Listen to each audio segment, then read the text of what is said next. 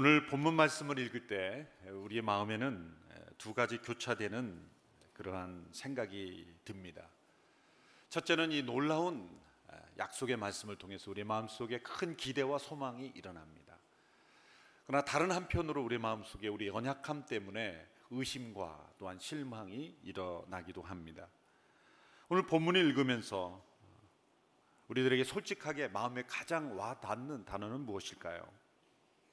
그대로 이루어질 것이다, 그 단어가 아닐까요? 그대로 이루어질 것이다. 예수님께서 두 번씩이나 기도한 대로 될 줄 믿으면 그대로 이루어질 것이다, 이 말씀을 반복하셨습니다.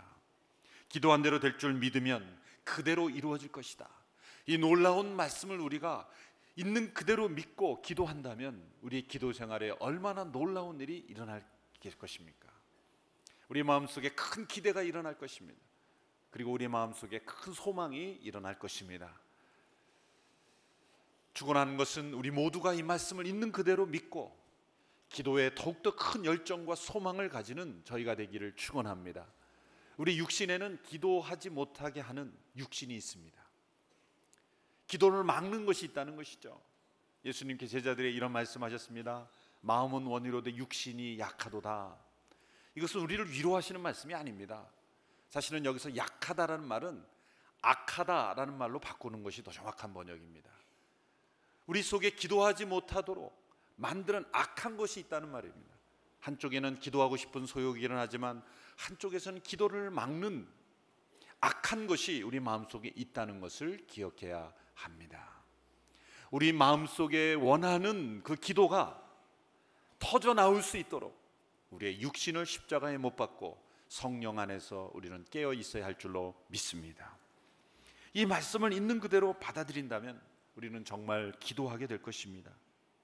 이 말씀대로 기도한 그대로 이루어지는 기도 응답의 축복을 경험한 많은 사람들의 이야기를 우리는 듣고 있습니다. 고아들의 아버지였던 조지 물러, 그는 이 말씀을 있는 그대로 믿고 의지했기 때문에 5만 번의 기도 응답의 기적을 체험했습니다. 나치 수용소에서 믿음을 지켰던 네덜란드의 코리 텐 붐이라는 이 작가, 이분은 그분의 일대기에 보면 한 기적이 나타났는데 한 비타민 병이 오병이의 기적처럼 그 방 안에 20명 정도의 사람들이 있는데 비타민을 먹으면 먹어도 그 비타민 병이 마르지 않았다는 거죠. 그래서 20여 명의 사람들이 생명을 유지할 수 있는 기적이 그 감옥 속에 나타났다. 오병이의 기적은 지금도 끊이지 않는다는 거죠. 놀라운 기도의 응답의 체험을 간증하고 있습니다. 이런 기적적인 간증을 들으면 이 말씀이 정말 살아있는 말씀이라는 것을 알게 되고 도전을 받게 됩니다. 그러나 우리의 기도 생활을 솔직하게 점검하면 이러한 응답을 체험하지 못하고 있기 때문에 의심과 실망이 일어나게 됩니다. 과연 우리가 무엇이든지 기도한 대로 그대로 이루어지는가? 어쩌면 기도한 대로 이루어지지 않는 경험이 더 많지 않겠습니까? 성 어거스틴의 고백록에 보면 이 어거스틴이 어렸을 때 학교에서 선생님에게 맞지 않게 해달라고 간절히 기도했다고 합니다. 그런데 항상 얻어맞았다고 합니다. 기도한 대로 응답되지 않는 것이죠. 아마 자신도 응답되지 않은 이유를 잘 알 것입니다. 그 이유는 무엇이겠습니까? 매맞을 짓을 계속했기 때문이죠. 그런 기도는 응답되지 않는 것입니다. 그 하나님을 믿지 않은 어느 영국인이 그 기도를 과학적으로 내가 분석해 보겠다라고 자청을 하고 그 영국 성공회에서 기도집이 있습니다. 그 기도집에는 왕실을 위한 기도가 끊이지 않고 빠지지 않고 기도문에 있습니다. 그러면 영국의 성공회 근무하는 사람들이 그 왕실을 위해서 매일 기도할 텐데 그 수백만 번의 기도가 과연 응답됐는가를 봤다는 거죠. 그래서 왕실 가족들의 그 수명과 다른 사회 집단들의 수명을 비교해 보니까 왕실의 수명이 가장 짧았더라. 그러니 기도는 효과 없는 것이다, 이렇게 증명을 했다는 것이죠. 자, 이 부분에서 은혜 받고 감동 받으시면 안 됩니다. 여기까지 들으시고 주무시면 큰일 납니다. 기도는 효과 없는 것이구나, 그런 확신을 가지시면 안 됩니다. 자, 이러한 공격이 우리에게 있습니다. 과연 그리스도인들의 기도는 응답되는가? 응답되지 못한 기도에 대한 공격에 우리는 어떻게 대답하겠습니까? 기도응답의 약속을 체험한 사람들과 그렇지 못한 사람들에게는 어떠한 차이가 있는 것일까? 그리고 이 말씀 그대로 기도한 모든 것이 그대로 응답받는 이유는 무엇인가? 오늘 본문에 그 이유가 나와 있습니다. 첫째는 하나님께 대한 의심 없는 믿음입니다. 오늘 본문 22절을 보십시오. 예수님께서 무화과 나무가 뿌리부터 말라버리는 기적을 예수님께서 일으키셨을 때 제자들이 놀라했습니다. 그리고 그 마음속에는 어떻게 이런 일이 가능할까라고 질문을 던졌습니다. 입으로 던진 질문이 아니지만 그 마음속에 있는 질문을 예수님께서 아시고 이런 대답을 주신 거죠. 22절 말씀 같이 읽습니다. 시작. 예수께서 대답하셨습니다. 하나님을 믿어라. 하나님을 믿어라. 우리가 본문을 읽을 때에 가장 먼저 눈에 띄는 단어는 그대로 이루어질 것이다 였습니다. 그러나 예수님께서 가장 먼저 말씀하신 단어는 하나님을 믿어라 라는 말씀이었습니다. 기도의 시작은 하나님이십니다. 우리는 기도를 정반대로 생각합니다. 기도를 내가 하나님을 찾아가는 것이라고 생각합니다. 그러나 기도의 시작은 하나님이 우리에게 찾아오시는 것입니다. 누군가 기도할 마음이 생겼다면 그것은 하나님께서 우리의 마음을 잡아당기고 계신 것입니다. 누군가 기도하기 시작했다면 그것은 먼저 찾아오신 하나님께 대하여 반응하기 시작한 것입니다. 우리 스스로는 결코 기도를 시작할 수 없습니다. 하나님이 우리의 마음속에 기도할 마음을 넣어주시고 기도할 언어를 주시고 기도할 능력을 주셨기 때문에 우리가 기도할 수 있게 되었다는 거죠. 기도의 시작은 하나님께 있는 것입니다. 믿음도 마찬가지입니다. 히브리서에 보면은 믿음의 주요 온전케 하시는 예수 그리스도라고 했습니다. 믿음의 주라는 것은 믿음을 시작하신 분이다. 우리말 성경에 아주 번역이 정확하게 되어 있습니다. 믿음의 창시자요 믿음의 완성자이신 예수 그리스도. 믿음은 우리가 만들어내는 것이 아닙니다. 믿음은 믿음의 대상이 우리에게 주는 것입니다. 제가 여러분들에게 여러분 저를 믿어주십시오 아무리 말해도 제가 믿을 만한 행동을 하지 않았다면 아무도 믿지 않습니다. 그러나 제가 믿을 만한 행동을 했다면 믿어달라는 말을 하지 않아도 여러분은 믿고 계실 것입니다. 누군가 처음 보는 사람이 이곳에 올라와서 여러분 저를 믿어주십시오, 여러분의 지갑을 다 저에게 맡겨주십시오 말한다면 믿겠습니까? 믿지 않을 것입니다. 그러나 제가 여러분의 지갑을 저에게 맡겨주십시오 라고 말한다면 여러분 어떻게 하시겠습니까? 못 믿겠습니까? 무엇이 믿음을 만들어냅니까? 믿음의 대상이 믿음을 만들어주는 것입니다. 믿음은 내가 만드는 것이 아니라 믿음의 대상으로부터 나에게 찾아오는 것입니다. 그러므로 진정한 믿음은 믿어지는 것입니다. 믿어지는 것입니다.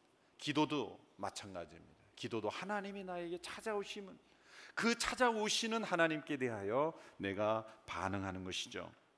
우리가 하나님의 응답을 기대하는 것보다 하나님은 더욱더 우리의 기도에 응답하기를 원하십니다. 많은 분들이 쉬지 말고 기도하라는 말씀에 스트레스를 받고 계시죠. 어떻게 쉬지 않고 기도하는가? 그러나 더 중요한 것을 생각해 보십시오. 하나님께서 쉬지 말고 기도하라고 말씀하실 때는 하나님이 어떤 분이십니까? 우리에게 쉬지 않고 응답하시는 하나님이시기 때문에, 그럴 수 있는 하나님이기 때문에 우리에게 쉬지 말고 기도하라고 하시는 것입니다. 그러므로 우리의 기도의 중심에는 믿음이 있는 것입니다. 기도는 믿음의 표현이요 믿음의 행동인 것입니다. 믿음은 기도로 나타나고 또 기도를 통해서 믿음이 강화되는 것입니다. 믿음이 강해지는 것입니다. 믿음은 기도에 불을 붙이고 기도는 믿음이 역사하게 하는 것입니다. 히브리서 11장 6절의 말씀 같이 읽습니다. 시작. 믿음이 없이는 하나님을 기쁘게 할 수 없습니다. 그러므로 하나님께 나아가는 사람은 하나님이 계신 것과 하나님은 그분을 간절히 찾는 사람들에게 상 주시는 분임을 믿어야 합니다. 하나님께 나아가는 자는 하나님은 기도에 응답하신다는 믿음을 가져야 합니다. 한 선교사에게 편지를 썼던 한 소녀가 있었습니다. 이 소녀는 선교사님을 돕고자 했고 또 기도 편지를 썼습니다. 부모님이 그 소녀에게 이렇게 말했습니다. 선교사님은 너무 바쁘시기 때문에 답장을 요구하지는 말아라, 이렇게 얘기했습니다. 그 선교사님이 이 소녀가 쓴 그 카드를 받고는 웃었습니다. 왜냐하면 그 편지에는 이렇게 적혀 있기 때문입니다. 선교사님, 우리는 선교사님을 위해서 기도하고 있습니다. 그러나 우리는 선교사님으로부터 어떤 대답도 기대하지는 않습니다. 부모님 말씀한 대로 그대로 쓴 거죠. 저에게도 어떤 분이 문자로 축하 메시지를 보내주는데, 목사님 너무 바쁘시니까 제발 문자 회신 안 하셔도 좋습니다. 참 그 따뜻한 마음이 느껴지죠? 그런데 하나님께는 그렇게 하면 안 됩니다. 하나님 너무 바쁘시니까 회신 안 하셔도 좋습니다. 그것은 기도가 아닙니다. 하나님은 우리의 기도를 들으십니다. 이 듣는다라는 히브리 단어 쉐마는 그냥 귀로 듣는 것이 아니라 그대로 따른다라는 것을 포함하는 것입니다.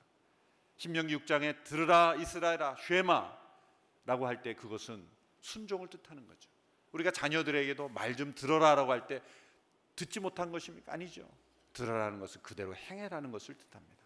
쉐마는 우리 인간에게만 명령하는 것이 아니라 하나님께도 쉐마 들으십니다. 그러면 듣고 끝나십니까? 아닙니다. 들은 대로 하나님은 행하시는 분이십니다. 이 확신이 우리에게 필요합니다. 이 기도응답의 확신은 부모와 자녀와의 관계를 잘 생각해 보면 분명하게 이해할 수 있습니다. 자녀가 부모에 대하여 가지는 확신도 두 단계에 걸친 확신이 있습니다. 첫 번째는 아주 어릴 때 가지는 확신입니다. 어린 자녀가 부모에 대해 가지는 확신은 거의 절대적이고 무조건적입니다.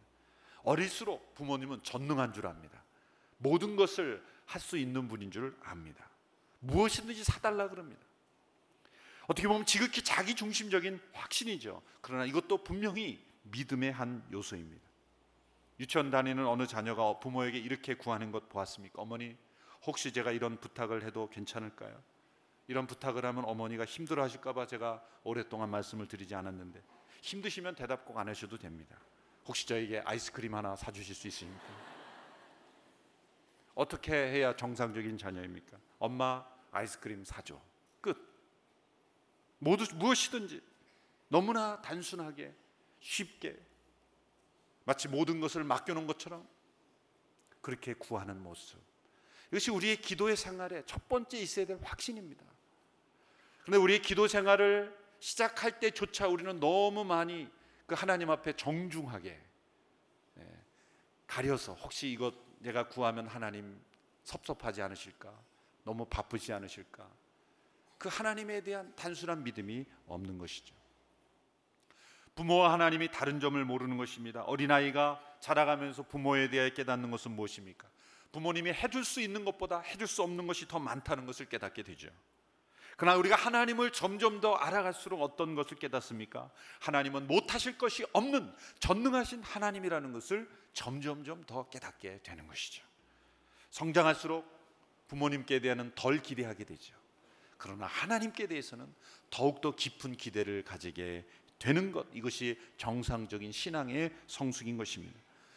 그러므로 영적 생활의 초기 단계에서는 하나님의 뜻을 분별하기가 어렵습니다. 그러므로 일단 무엇이든지 구해야 하는 것입니다.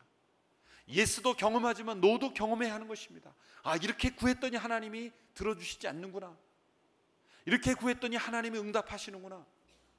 그러므로 무엇이든지, 저는 때로 그것이 이기적인 기도 제목처럼 보일지라도 하나님 앞에 구하는 그런 습관을 가져야 된다, 그렇게 말씀드리고 싶습니다. 이러한 체험을 깊이 하다 보면 점점 하나님과의 교제가 깊어집니다. 그러면 두 번째 단계 확신이 이르게 되는데, 그것은 바로 자신의 뜻이 아니라 하나님의 뜻을 담대하게 구하는 확신에 이르게 되는 것입니다. 하나님의 교제가 깊어지면 내가 받아들이기 어려운 하나님의 뜻이라 할지라도 순종하는 단계, 그리고 담대하게 나의 뜻이 아니라 하나님의 뜻이 이루어지기를 구하는 그런 확신의 단계에 이르게 된다는 것입니다. 예수님께서 이런 기도를 들으셨습니다. 십자가를 앞에 두고 나의 할 수만 있거든 이 잔을 내게서 거두시옵소서라고 기도하셨지만, 하나님의 뜻이 십자가인 줄을 확신하고는 나의 원대로 마옵시고 아버지의 뜻대로 하옵소서. 바로 이러한 기도의 변화가 우리에게 있어야 하는 것입니다. 요한일서 5장 14절 15절의 말씀을 우리 함께 봉독하겠습니다. 시작. 하나님을 향해 우리가 갖는 확신은 이것입니다. 곧 무엇이든지 우리가 그분의 뜻을 따라 구하면 하나님께서 우리가 구하는 것을 들어주신다는 것입니다. 그리고 우리가 무엇을 구하든지 하나님께서 들어주시는 것을 알면 우리가 구한 것들을 그분으로부터도 받는다는 것도 압니다. 성경 곳곳에 우리가 무엇을 구하든지 들어주신다는 약속이 있지만, 곳곳에 하나님의 이 약속에 제한이 있다는 것, 조건이 있다는 것을 말씀하고 있습니다. 그분의 뜻을 따라 구하면, 믿음이 깊어지면 점점 나의 뜻이 아니라 하나님의 뜻을 점점 구하게 됩니다. 믿음의 사람들은 그러므로 기도하고 구하는 것이 모두가 다 하나님의 뜻입니다. 그러므로 그 기도는 그대로 이루어지는 것입니다. 기도한 그대로 이루어지는 것입니다. 요한복음 15장 7절에서도 예수님이 동일한 맥락의 말씀을 주셨습니다. 같이 읽습니다. 시작. 만일 너희가 내 안에 있고 내 말이 너희 안에 있으면 너희가 원하는 것이 무엇이든지 구하라. 그러면 그대로 이루어질 것이다. 여기 이 말씀에도 그대로 이루어질 것이다라는 말씀이 있습니다. 그러나 그 앞에 있는 말씀의 제한을 받고 있습니다. 하나님의 말씀 안에 거하고 그리고 주님께서 그 안에 거하시는 사람, 그 사람의 기도 제목은 그대로 이루어질 것이다. 만일 그대로 이루어지는 기도를 경험하기 원하십니까? 주님 안에 거하고 주님의 말씀이 내 안에 거하도록 하십시오. 그러면 자연히 그 마음에 있는 기도의 제목은 하나님의 뜻으로 변해 있을 것입니다. 그러면 그가 기도하는 것은 무엇이든지 그대로 이루어지는 축복을 받게 될 것입니다. 이러한 신앙은 하나님의 동역자로서 날마다 하나님께서 원하시는 일이 무엇인가를 고민하고 깨달으려고 하고 분별하려고 하는 사람들을 통해서 이루어지는 것입니다. 누가 시키지 않아도 그 하나님의 뜻에 맞추어 기도하는 습관을 가지게 되는 것입니다. 이런 말씀의 맥락에서 23절의 말씀을 우리 함께 읽겠습니다. 23절 말씀 시작. 내가 너희에게 진실로 말한다. 누구든지 저 산에게 들려서 바다에 빠지라 하고 마음에 의심하지 않고 말한 대로 될 줄 믿으면 그대로 이루어질 것이다. 산에게 들려서 바다에 빠지라 그래도 그런 일이 일어날 것이다. 이것은 그 유대 사회의 격언입니다. 정말 인간의 능력으로 하기 어려운, 감당하기 힘든 일들이 이루어졌을 때 그들은 산이 바다에 빠졌다, 이런 표현을 썼다는 것이죠. 우리의 힘으로 넘어설 수 없는 인생의 장벽 앞에서 포기하지 않고 하나님의 뜻을 구하며 기도하는 자에게 이러한 일이 이루어진다는 거예요. 이것은 그 당시의 격언이지만 그러나 문자 그대로 실제로 일어날 수도 있는 것입니다. 지구의 대격변이 또다시 일어난다면 틀림없이 산이 바다에 빠질 것입니다. 근데 오늘 본문에 보면 24절에 보면 이 하나님을 믿는 믿음이 기도를 통해서 한 단계 더 깊어지는 믿음이 있다라는 것을 말씀하고 있습니다. 24절의 말씀 같이 읽겠습니다. 시작. 내가 너희에게 말한다. 무엇이든지 너희가 기도하고 간구하는 것은 이미 받은 줄로 믿으라. 그러면 너희에게 그대로 이루어질 것이다. 자, 그대로 이루어지는 그러한 믿음에 있어서 더 깊은 차원의 믿음이 있습니다. 그것은 무엇이든지 기도하고 간구하는 것이 이미 받은 줄로 믿는 믿음, 한 단계 더 깊은 믿음이죠. 구하는 대로 이루어질 것이라고 믿는 것에서 한 단계 더 나아가는 믿음은 이미 받은 줄로 믿는 믿음. 이것은 기도 생활의 클라이막스입니다. 눈으로 보이지는 않지만, 아직 이루어지진 않았지만 하나님의 뜻을 구했다면 반드시 이루어질 것이라는 믿음, 이미 받은 줄로 믿는 믿음, 이것이 얼마나 큰 축복입니까? 여러분, 공항 게이트 앞에 가면 두 종류의 사람들이 있습니다. 한국은 아직 국내선이 노선이 많지 않지만 미국에는 이 국내선 비행기 노선이 많죠. 그래서 이 갑자기 일정이 바뀌어서 웨이팅 리스트에 이름을 올려놓고 기다리는 부류의 사람들이 있습니다. 저도 여러 번 그 미국에 있을 때 그 대기자 명단에 이름을 올려놓고 기다렸던 적이 있습니다. 그런데 이 대기자 명단에 올려놓고 기다리는 사람은 늘 조마조마합니다. 자기 내 이름이 불려져야 되기 때문에 그 게이트 앞을 떠날 수가 없어요. 어디 화장실도 못 갑니다, 잘. 그런데 그 앞에서 편안하게 잠을 자고 있거나 책을 읽거나 그리고 쇼핑을 하거나 구경을 하고 돌아다니는 사람들은 다 그 손에 좌석표가 있는 사람들이에요. 티켓을, 좌석표를 딱 받은 사람들은 아주 편안하게 그 시간까지 기다립니다.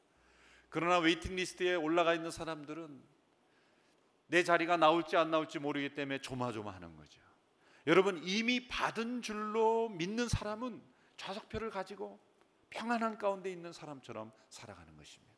내 기도가 응답될지 안 될지 모르고 불안해하는 사람이 아닌 것입니다. 자, 이미 받은 줄로 믿으라는 말씀과 서로 짝을 이루는 말씀이 구약 성경에 있더라고요. 이사야 65장 24절의 말씀인데 같이 한번 읽어보겠습니다. 시작. 그들이 부르기 전에 내가 대답하고 그들이 아직 말하고 있을 때 내가 들어주겠다. 부르기 전에 내가 대답하고 그들이 아직 말하고 있을 때 내가 들어주겠다. 어떻게 우리가 이미 받은 줄로 믿을 수 있습니까?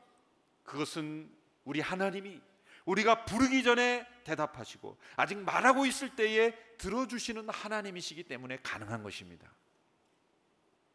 이미 받은 줄로 믿는 믿음은 이미 응답하시는 하나님이 계시기 때문입니다. 이 말씀은 우리가 전혀 기도하지 않아도 구하기도 전에 얻게 될 것이라는 의미가 아닙니다. 예전에도 제가 한번 그 말씀 속에서 간증한 적이 있습니다만은, 제가 어린 시절에 큰 은혜를 받았던 기도에 관한 말씀 중에 큰 은혜의 말씀은 산상수훈에 보면 너희 하나님은 너희가 구하기 전에 이미 있어야 될 것을 아시는 하나님이다, 그런 말씀이었어요. 저는 그 말씀에 큰 은혜를 받았어요. 주일학교 몇 학년인지는 모르지만 하여튼 어렸을 때 그 말씀이 너무나 강하게 다가왔어요. 그래서 저는 기도하지 않았습니다. 기도하려고 할 때마다 그 말씀이 떠오르는 거예요. 하나님은 이미 다 아신다. 내가 기도할 필요가 없네. 그래서 저는 철야기도 하며 밤새도록 울부짖는 성도들을, 어른들을 보면서 속으로 이렇게 생각했습니다. 참 철이 없으신 분이들이라. 하나님이 이미 다 아시는데 왜 자꾸 저렇게 하나님 귀찮게 목청 터지라고 부르짖는가. 오랜 시간 동안 저는 기도 생활이 너무나 짧고 간단했습니다. 머리를 숙이고 한마디만 했으며 다 아시죠? 저희 믿음은 놀라운 믿음이었습니다. 놀랍지 않습니까? 놀라운 믿음이죠. 다 아시죠? 그리고 끝나는 거예요. 오랜 시간 동안 그랬어요. 제가 그 기도 생활에 문제가 있다는 걸 안 지는 한참 뒤였어요. 물론 다 하나님 아십니다. 그리고 제가 구하지 않은 것까지도 다 채워주셨습니다. 그런데 어느 날 제가 성인이 되어서 또 그렇게 기도하기 시작했습니다. 눈을 감고 하나님 다 아시죠? 근데 갑자기 어디서 천둥이 울리는 것처럼 이런 음성이 들려오는 것이었습니다. 그래, 다 안다. 근데 문제는 너가 모른다는 거다. 정말 하나님은 모든 것을 다 하시고 이미 다 채워주시는 분이셨습니다. 근데 문제는 내가 나의 필요를 모른다는 것이었습니다. 무엇을 기도해 주실 줄 모른다는 것이었습니다. 그리고 하나님이 채워주신 것도 하나님이 해주셨다는 감사도 없었다는 것입니다. 우리가 기도해야 되는 것은 하나님이 모르시기 때문에 알려드리는 것이 아닙니다. 우리가 모르기 때문에 기도하라는 거예요. 나에게 정말 있어야 될 것, 내가 정말 구해야 될 것, 내가 정말 붙잡아야 될 것을 내가 모르기 때문에 하나님은 구하라는 것입니다. 구하는 자에게 성령이 함께 하셔서 하나님의 뜻이 무엇인지를 가르쳐 주시는 것입니다. 그러므로 기도는 내가 필요한 것을 얻는 것 이상의 것입니다. 하나님이 나에게 원하시는 것이 무엇인가를 들어가는 과정, 이것이 바로 기도의 중요한 비밀인 것입니다. 그러므로 자녀를 너무 사랑하는 부모는 자녀가 무엇을 필요로 한지, 무엇을 기뻐할 줄 알고 미리 준비합니다. 자녀가 구하기도 전에 미리 마음에 준비하고 무엇을 해줘야 되겠다라고 생각하지 않습니까? 그것이 사랑이 넘치는 부모님입니다.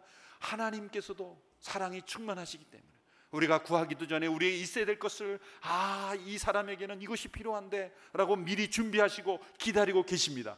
그러므로 우리가 하나님의 뜻을 깨닫기만 하면 우리가 구하기도 전에 하나님은 이미 준비하고 계십니다. 그러므로 이미 받은 줄로 믿는다는 것은 허황된 상상이 아닌 것입니다.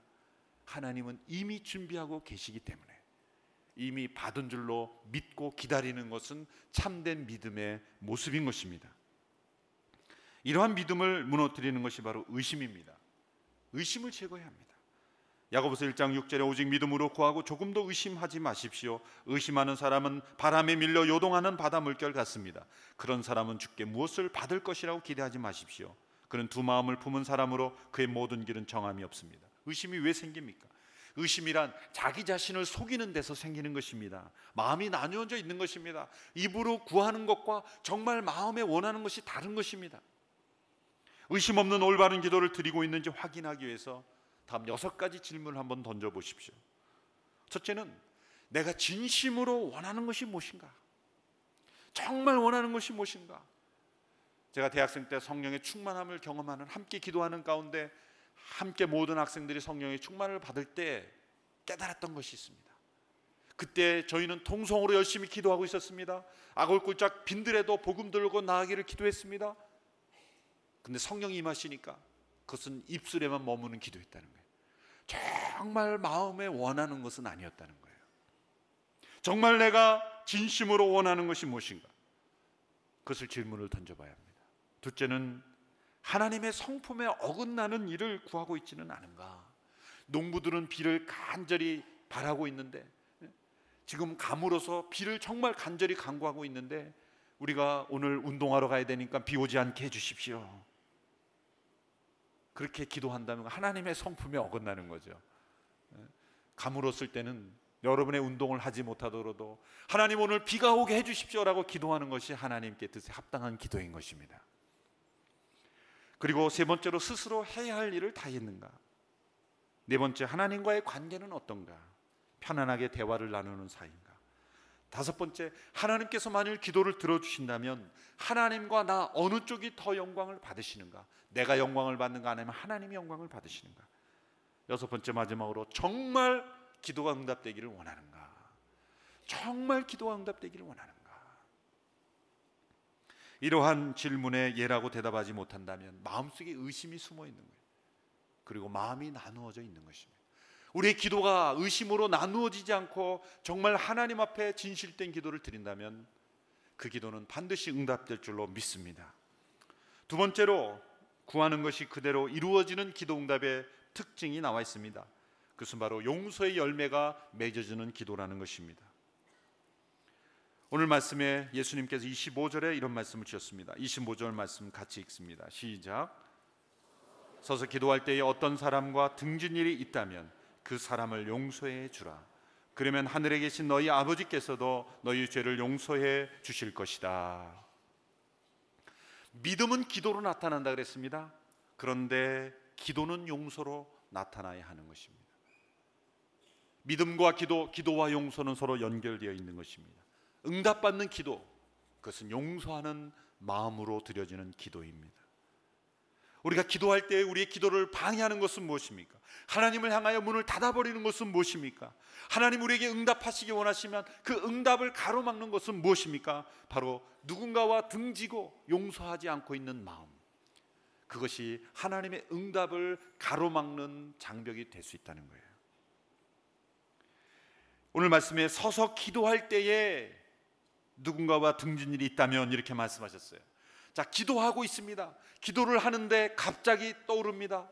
내 마음속에 누군가 등진 일이 있는 사람이 떠오릅니다. 그것은 성령님께서 이렇게 말씀하시는 거예요. 이 기도가 응답되기 위해서는 먼저 등진 사람과 화해를 해라, 먼저 화목하라 라고 말씀하시는 거죠. 그것이 기도 응답의 조건입니다. 요한일서 3장 21절로 23절의 말씀도 같은 맥락의 말씀입니다. 같이 읽어보겠습니다. 시작. 사랑하는 여러분, 만일 우리 마음에 가책받는 것이 없다면 우리는 하나님 앞에서 떳떳하고 우리가 구하는 것은 무엇이든지 하나님에게서 받습니다. 우리가 하나님의 계명을 지키고 하나님 앞에서 기뻐하시는 일을 행하기 때문입니다. 하나님의 계명은 이것이니 곧 하나님의 아들 예수 그리스도의 이름을 믿고 하나님께서 우리에게 계명을 주신 대로 서로 사랑하는 것입니다.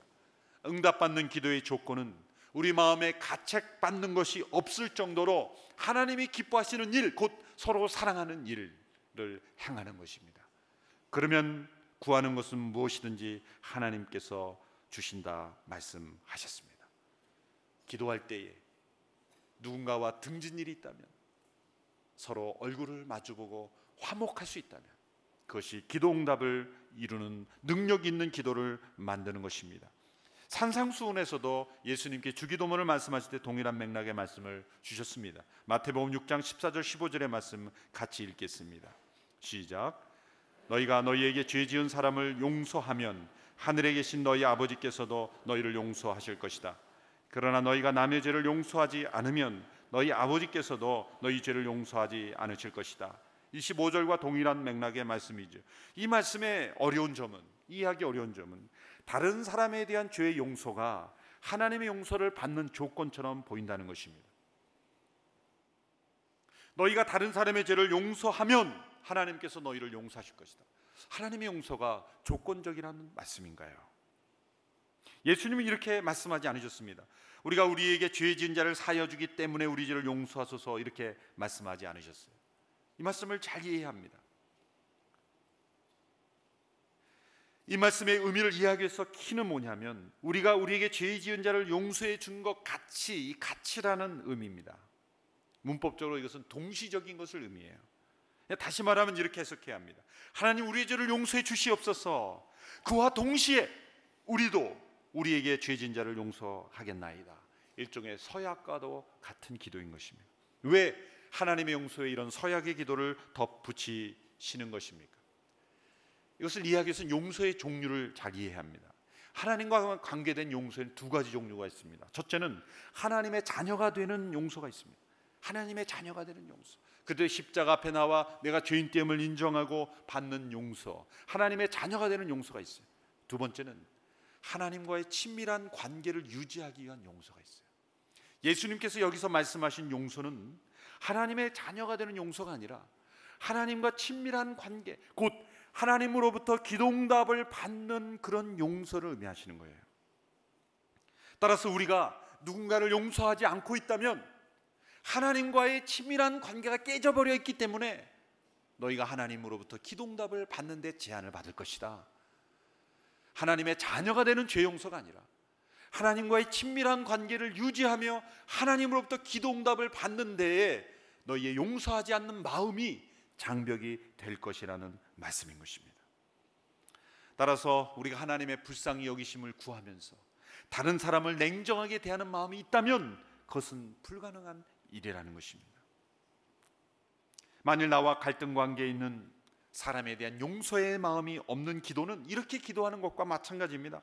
하나님, 저희 죄를 용서하시되 저 사람에게 원수를 갚는 죄만 빼놓고 용서해 주십시오. 제가 이 원수는 꼭 갚아야 되겠습니다. 그런 저희 죄를 용서하시되 이 죄만 빼고 다 용서해 주십시오. 이렇게 말씀하는 것과 똑같다는 거죠. 그것은 하나님께도 불가능한 일이라는 것입니다. 여러분, 하나님께 죄를 용서받는 것과 다른 사람에 대한 용서가 서로 이렇게 연결되어 있습니다. 이웃에 대한 죄 용서 없이 하나님과의 친밀함에 회복은 불가능한 것입니다. 그리고 기도응답을 체험하는 것도 어렵게 되는 것입니다. 만일 우리가 힘들지만 용서하면 그래서 분명히 고통이 따릅니다. 그러나 용서하지 않는 것이 더 고통스럽다는 것을 알아야 합니다. 용서하게 될 때 우리는 자유를 경험하게 될 것입니다. 그리고 하나님의 응답을 경험하게 될 것입니다. 하나님의 용서를 체험하게 될 것입니다. 기도응답을 가로막던 모든 장벽들이 무너지게 될 것입니다. 현대의 유명한 기독교 사상가인 포사이스라는 분은 영혼의 기도라는 책에서 이런 말을 했어요. 하나님께서 우리의 기도에 응답하시지 않는 이유는 무엇인가? 그것은 우리가 그분과 그분의 기도에 응답하지 않기 때문이다. 그분의 기도는 바로 주님께서 우리에게 당부하셨던 것처럼 서로 사랑하라, 화목하라는 것이다. 하나님께서 우리의 기도에 응답하십니다.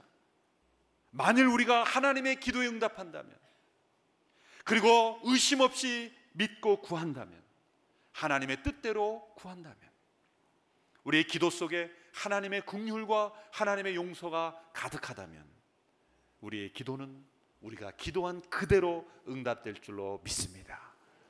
이러한 하나님의 조건을 잘 충족해서 우리의 매일매일의 기도가 그대로 응답되는 기적의 역사가 날마다 계속되는 저와 여러분이 되기를 주님의 이름으로 축원합니다.